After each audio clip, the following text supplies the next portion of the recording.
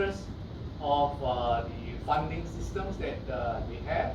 Okay, what's the interest of these fresh graduates who are coming out, and why would they want to choose to join a bank other than, other industries? Understanding their needs as well, and what information would they need? How should we furnish them with the information? Organizing our campus recruitment. How should we attract them? Right? What should we put in our brochure?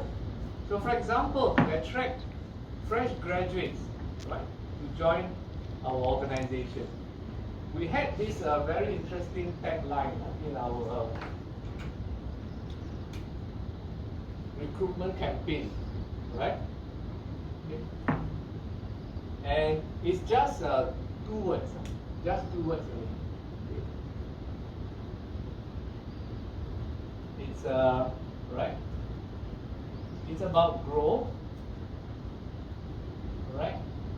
And we call it